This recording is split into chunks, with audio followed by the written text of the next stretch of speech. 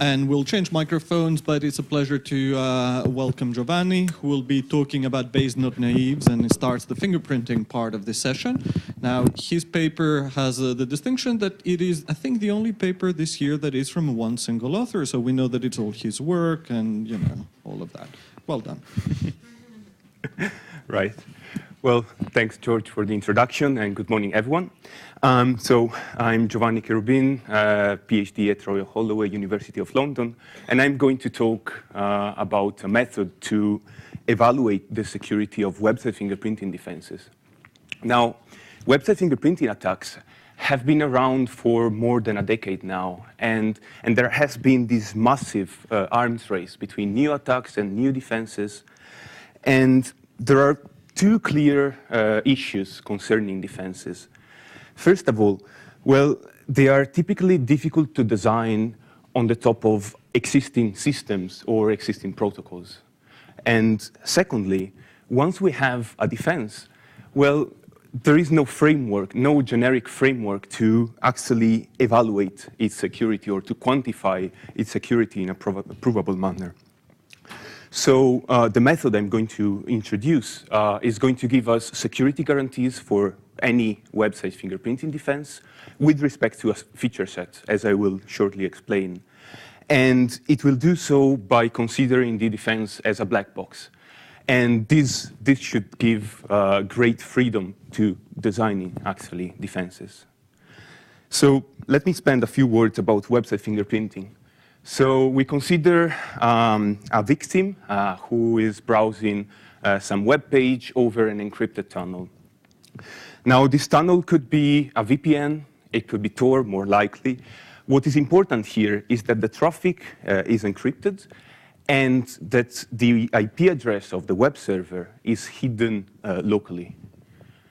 And the adversary we consider is a local passive eavesdropper who looks at all this encrypted traffic, and the goal of this adversary is to predict which web page the victim is viewing.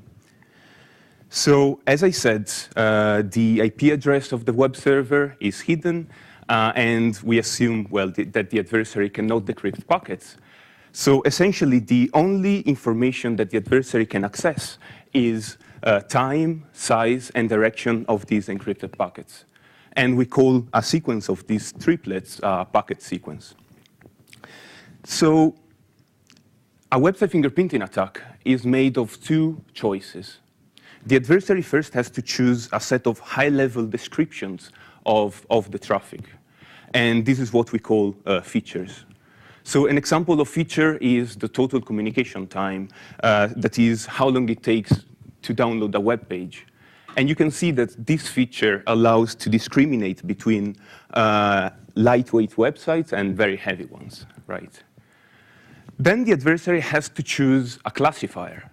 Now, a classifier is just an algorithm that can be trained on some network data that the adversary collected in an offline phase just by loading web pages many times. And this classifier can be used to predict the web page corresponding to some new traffic. Now, the method I'm going to present will give us security bounds for any possible classifier the adversary can use, and it will be fixed. It will be for a fixed feature set. But then I will show that actually this is not bad news. So, website fingerprinting defenses, you can imagine them as adding packets, morphing packets within some packet sequence, okay? So let's try to think about how we can prove their security. And in 2014, Tai et al. Used a method to which I will refer as the lookup table approach to demonstrate the security of a defense they were proposing, that's Tamarov.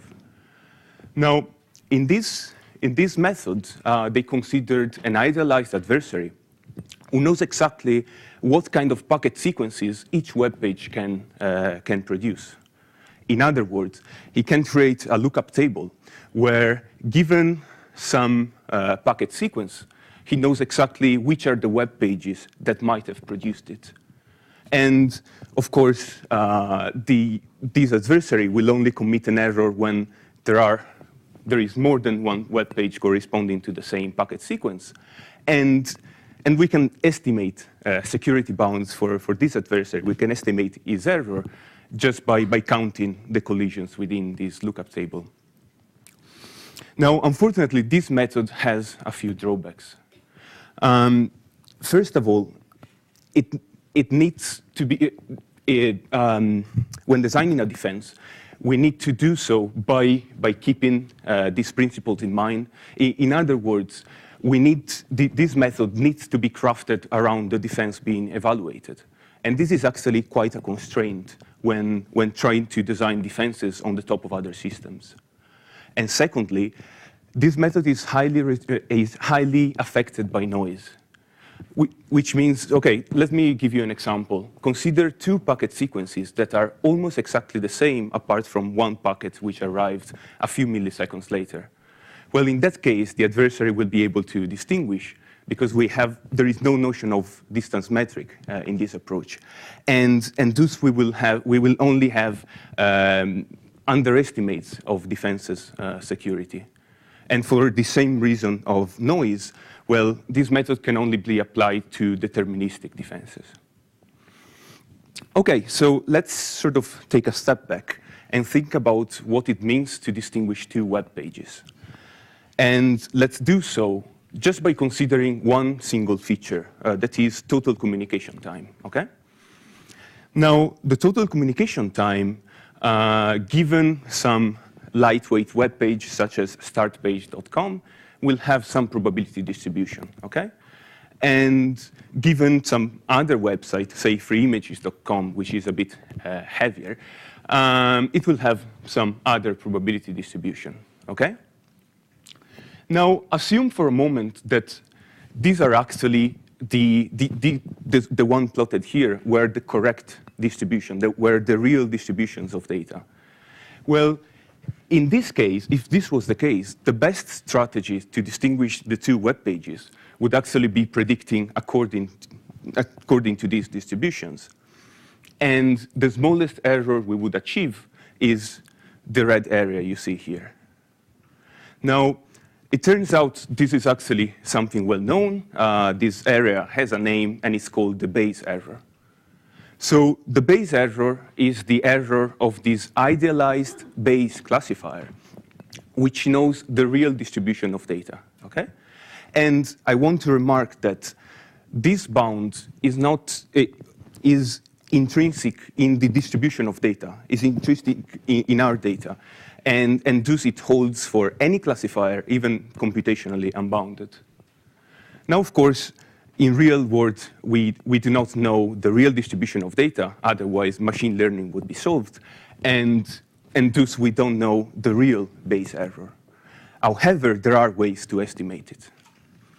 So let's go back to the problem of website fingerprinting. We consider some adversary using a certain feature set, phi, and training a classifier f. Now, we evaluate this classifier with its probability of error. That's Rf, OK? And from what we have seen in the previous slide, well, the probability of error for any classifier is lower bounded by the Bayes error, which we don't know. And now it would be nice to find some lower bound of this. And it turns out that a nice result by Cover and Hart from '67 shows that this weird expression, which is something we can estimate in practice, lower bounds the Bayes error and thus the error of any classifier. Now, let me walk you through this expression. So we need to know the number of websites being classified, the number of unique websites, that is L. And then we need to have a data set, okay, of network traces, of defended network traces. And we need to run the nearest neighbor classifier on this data set to predict its error. And that's exactly this R and N. And we know that asymptotically, this this asymptotically as the size of this data set we have available increases, well, this result will hold. Now, in the paper, as I said, this result is asymptotic, and in the paper you can find details about how we can heuristically, how we can heuristically evaluate convergence of this bound.